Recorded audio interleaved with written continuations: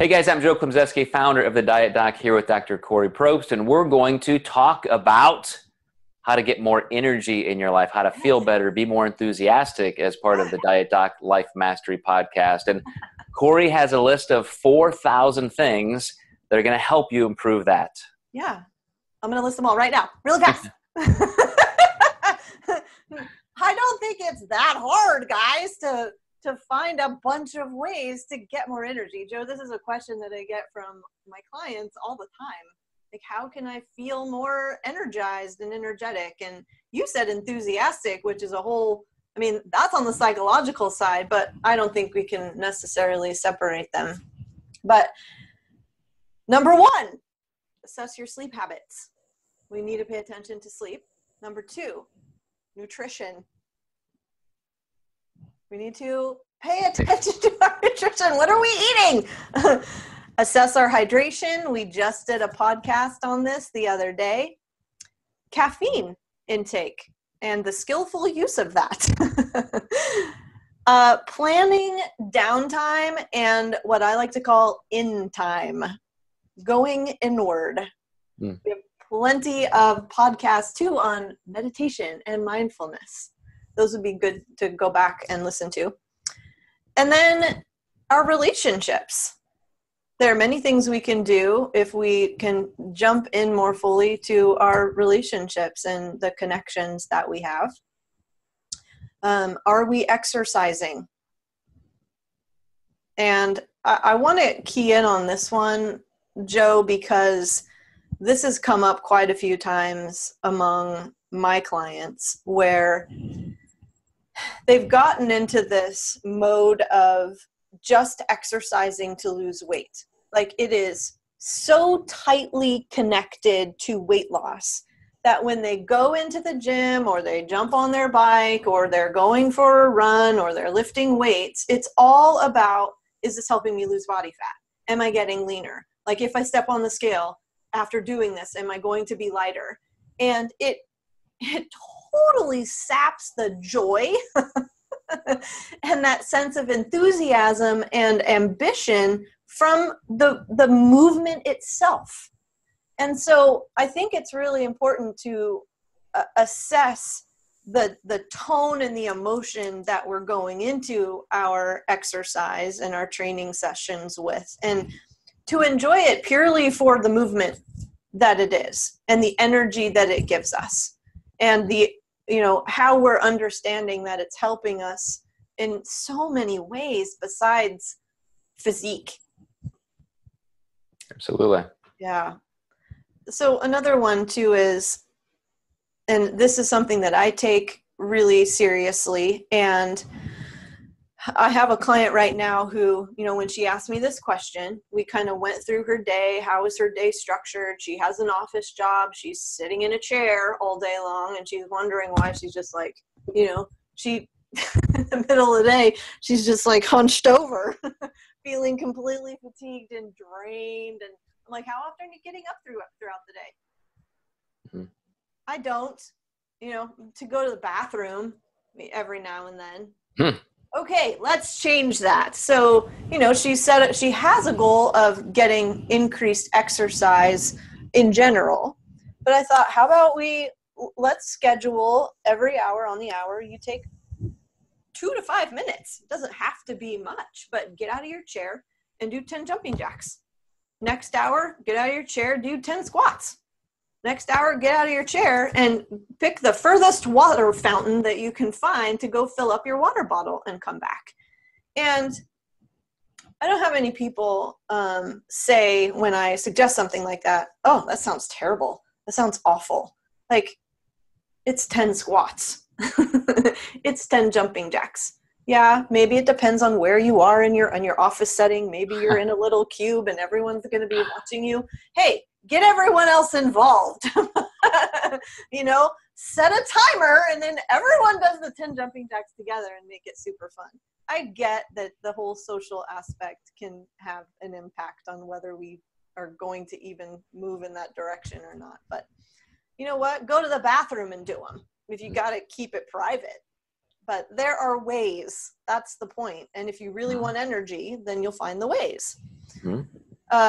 Another one is, are you allowing yourself to feel your emotions?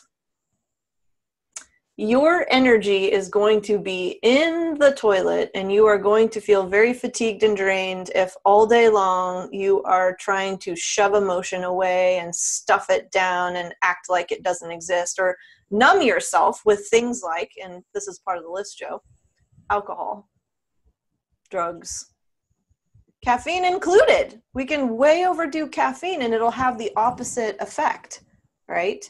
Going home and being mean and inappropriate with our partners and spouses. That's how a lot of stress that we're not necessarily managing well comes out.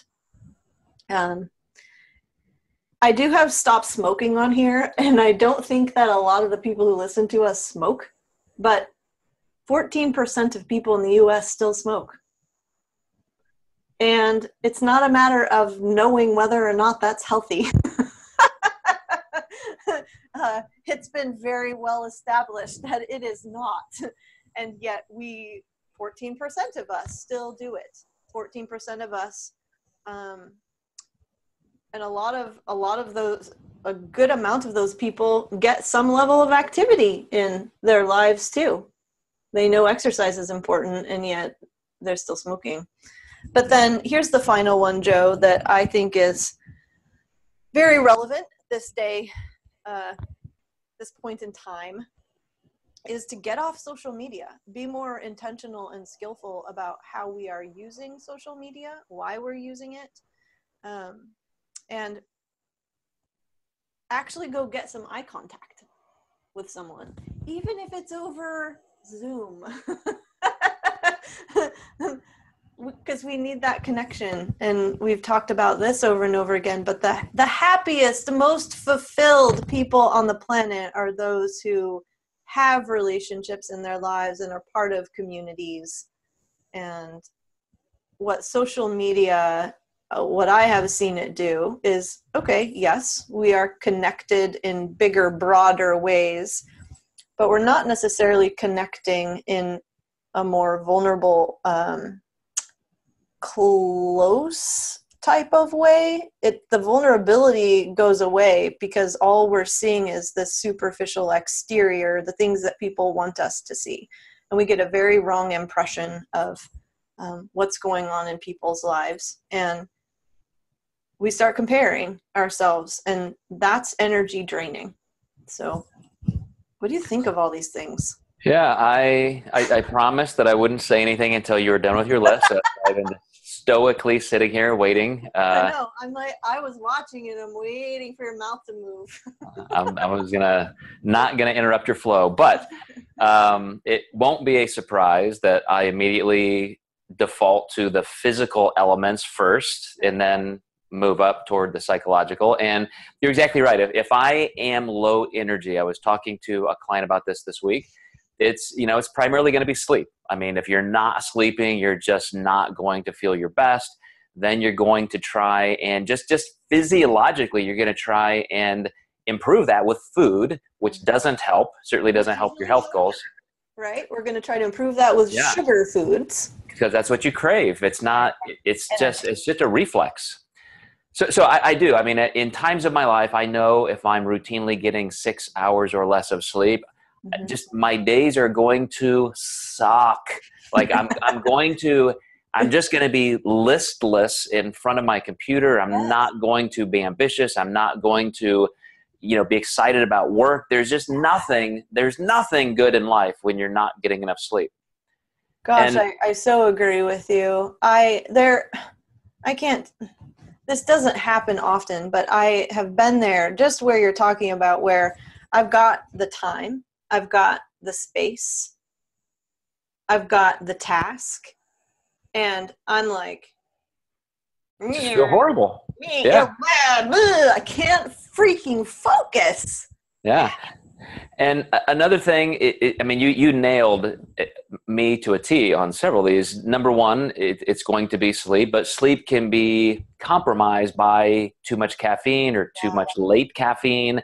And so if I'm ever just staring at my ceiling at 1 a.m, I can look back and say, yeah, I had a little too much caffeine, a little too late in the day pre-workouts. But then I would summarize my need to feel alive by what you mentioned in the office. If I'm just sitting there for hour after hour after hour, it's just going to be a very steady decline into lethargy. So I specifically plan my workouts to be in the mid-afternoon because I've got my little short morning cardio that makes all the difference in the world. I will feel like crap the first half of the day if I don't do that. Then I will feel like crap the second half of the day if I don't train in the afternoon. So it's like I time those things because that's where my energy is most productive for the workouts, but also for the rest of my day. That's just it. That's a non-negotiable for me if I want to feel my best. So that's super interesting because I remember when I was in Evansville and I was always the morning exercise. I'm still the morning exerciser. First thing I do, get my exercise in. I do not like training in the afternoon. But here's what's interesting. Like I feel heavy in the afternoon. And that's the reason. And there's the whole showering and everything and just the amount of time that it would take to get ready again. But I don't ever, when we would train in the afternoon together, the workout wasn't great for me because I felt heavy, but I did not feel any better afterwards. And so this is where I think, like, I love your routine, and I think it probably works for a lot of other people too, and probably not for others. And it may be that the type of activity in the afternoon really is going to make a difference too. Me doing like a super high intensity bouncing around sort of functional training workout in the middle of the afternoon, not cool. But if we were like, let's go do yoga. For 15 or 20 minutes, I think that I would dig that.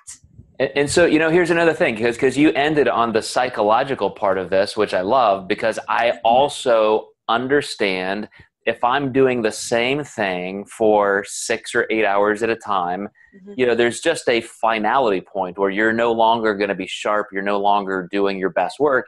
So there are times that I have to say, well, I'm okay physically, but I just need a mental break. So that's when I'll leave my office and come into my lab here and play guitar for 15 minutes, or I'll do something. I will do anything just to completely change the way my brain is working and then go back. I love that too. It is something, because I'll exercise in the morning and then I will meditate right after, because I am more calm after I train, right? So that's the perfect time to get it in.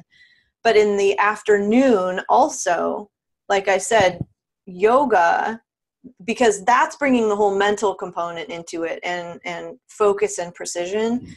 An afternoon meditation session for me too is just like literally what the doctor ordered. So that I like how you're incorporating like right brain activity by doing the guitar, and then you can more easily switch back over into a more left brain sort of work mode. Yeah, and all of this filters into your topic, which is how do we actually feel more energy? And it keeps us from getting just sucked into long patterns that become, even though it may be something we enjoy going in, it becomes less enjoyable. Like your final point about social media. I mean, how many times do you go in to post something and then 30 minutes later, you're still there reading just drivel? And it's like, whoa, it impacts the rest of your day. It can. I mean, because you wasted time, you're behind on things, or you got that whole life derangement of just watching everybody else's amazing lives, and you're sitting here reading. I suck. Yeah. They're doing all this, accomplishing all that, setting these goals. I'm sitting on the butt right here doing a podcast. That's kind of a meta point that you're bringing up. It's like not how can I feel more energy right now, but if that's a pattern, if you're just constantly drawn to that, then that becomes a major part of your day. You're probably blocking out a ton of great things you could be doing as hobbies, as part of personal development, as part of work, creativity. you're just letting all that time just leak away, and you're not building into your life something that could be giving you excitement and enthusiasm. Well, so Joe, I think, this is something that I ask my clients to do a lot too, is go through your day and just write down exactly how you're spending your time. Every half hour, stop. What were you just doing? Do that for the entire day. Because what you're getting to is literally a reprioritization. You're going to see how much time you're actually wasting, or that's being sucked away from you on these energy draining tasks that you're just doing mindlessly too. A lot of times we sometimes don't even feel like we choose them. They choose us, and we're being dragged around by them. So it is a lesson in how can I be more intentional and create a structure that's going to propel me into a more enthusiastic, vital, energetic way of being throughout the day. Yeah. Well, I will let you wrap up this episode, but first I want to just summarize my perception of what you presented today, which is, you had the physical elements that can be hydration, can be food, can be caffeine. So all those very physical ones. You have your environment, which is how, getting up to stand and move and sleep and just all of those things that are going to be acutely a part of your day. And then those long-term life habits that really give you something to look forward to. So yeah, a lot of great info there, Kori. Yeah, thanks, Joe. I would just call this lifestyle medicine. Like, I didn't create that term, but I mean, when we look at all the research out there that demonstrates what it is that helps us to live the most energetic, fulfilled, motivated lives, it's all of these different factors that we need to take into consideration. So, absolutely. And at some point, we should also bring up, we won't do it today, mental health and physical health aspects that may need a tune-up. I just had some blood chem profile stuff done, and my doctor saw one that we've been watching for a few years, and she said, yeah, it's time. We're going to need to probably do something about that. And that particular area has a lot to do with energy and vitality that some people may not even know exists. So another topic for another day. Yeah, but we'll wrap this one up here. All right. Sounds good. All right, guys. Thanks for watching and listening, and we'll catch you next time. Thanks, guys.